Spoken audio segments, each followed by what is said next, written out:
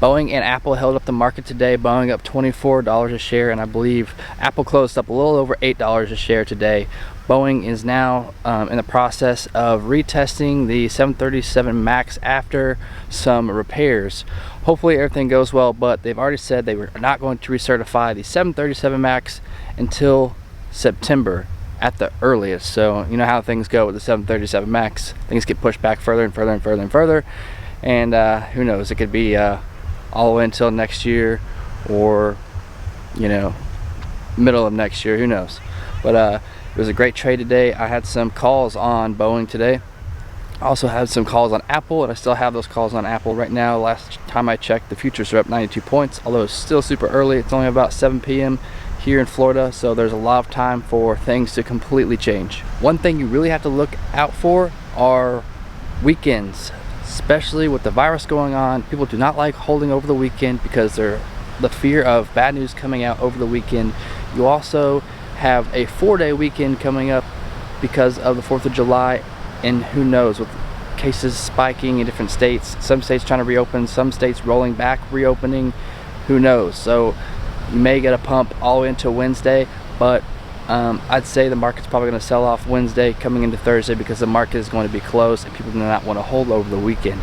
So I would avoid buying any options or stock right before this weekend. You might be able to make a trade tomorrow. Try not to hold on to it too long or get stuck holding on it Wednesday, and you definitely don't want to hold on to it after close on Wednesday coming into Thursday because the market will be closed for 4th of July weekend. I know that I've been gone for a minute.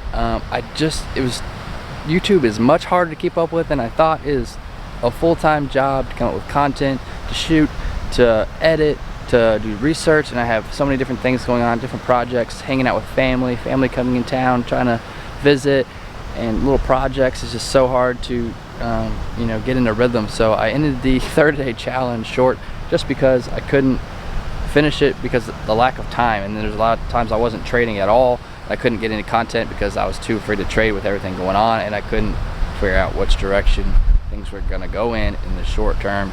And it was easier for me to let things, you know, roll out a little, ride out a little bit, and then, you know, give me a better idea of what's going to happen.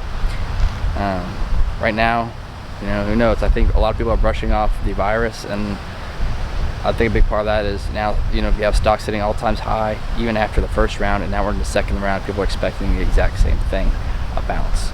So I'm going to just make videos as frequently as I can. I'm not going to be on any kind of set schedule, but I'm going to be doing some traveling.